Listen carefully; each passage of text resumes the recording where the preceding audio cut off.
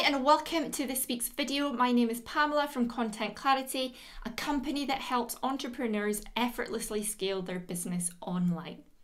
Now in this week's video, I am going to be talking you through something called SMART goals and how it relates to your content marketing.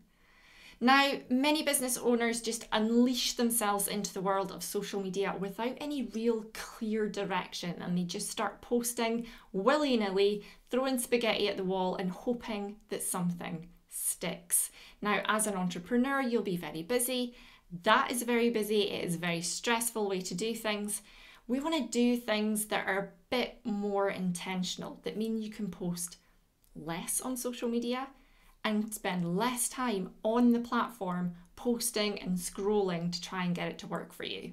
I call it intentional content. We don't want to be busy idiots. We want to be really, really intentional about what we do. We want to know that every post that we put out there is working hard for us and helping move the needle in our business. So what is a SMART goal? Well, SMART stands for specific, measurable, attainable, relevant and time-based.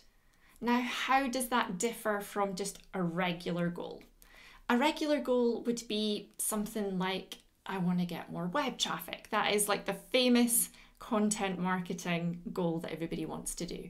Or maybe I just want to sell more stuff. I hear that so much. I want to sell more stuff.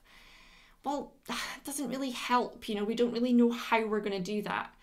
But if we start to sort of break it down and break it back and apply the SMART rules to it, all of a sudden it starts to be a little bit more understandable. We chunk it down and break it down into things that are far more easier to understand, and all of a sudden the clarity sort of comes around.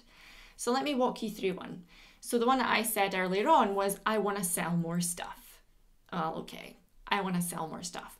How do you think, if you go back a bit, what's the precursor to selling more stuff? Well, if I get more web traffic, more people will see my sales pages, more people will buy my stuff.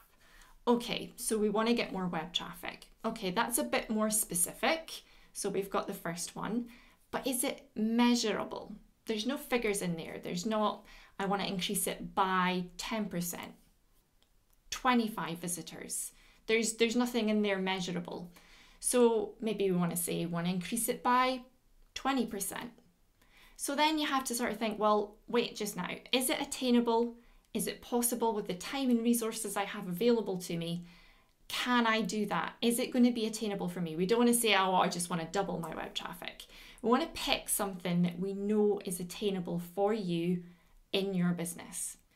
Then we want to pick something relevant. You want to ask yourself, it's almost like check before you wreck yourself. You want to make sure that that is actually going to deliver your end goal of sale in your business. Do you really think that that is going to help drive more sales in your business? If it is, if you think it's relevant and it's attainable, pick a measurement that you think is good for you. Then we need to think, okay, well, what time solution or time-based period am I going to put on that? Am I going to say I want to increase it by 20% in 30 days or in 60 days? All of a sudden, you've created yourself a SMART goal. You now know that in order to sell more stuff, you are going to create more web traffic, not just more web traffic, but 20% more web traffic in 60 days. All of a sudden, you now think, okay, how am I going to create 20% more web traffic in 60 days? How can my content help me towards that goal? What email newsletters could I put out to help drive more traffic to my site? What blog posts could I put out? SEO strategy. All of a sudden, things start to happen in order to help you achieve that goal. Let's pick another one. Another famous one that people always pick is, I want to grow my email list. That's going to help me sell more stuff because I know when people join my email list, they get a 10% off code. 90% of the people who get that code use it before it expires. So I know that that has a direct correlation to selling more stuff. Okay, well, let's grow your email list. That is now specific. We want to get measurable with it though. By how much? By 100? by 25%. Pick a measurement that you think is attainable, and then check yourself again. Is it relevant? Is that actually going to help me sell more stuff? Well, yeah, because we said about the 90% take up on it. So we know that that's actually going to work. We're not just plucking it out of thin air because it's, one that a lot of people do. We know that it's relevant. We know it has a direct correlation to selling more stuff. Then we're going to put a time-based in place. So we're going to say, well, okay, I'm going to grow my email list by 25% in 60 days. All of a sudden, you have got a SMART goal that you can then work on and create content for. So maybe you could create an ebook, some sort of freebie opt-in to grow your email list, some sort of, recipe book if you sell food, for example. That would really help grow your email list, wouldn't it? So again, you can start to factor that into your content planning. What kind of content could you put in social media to spur people on to join your list?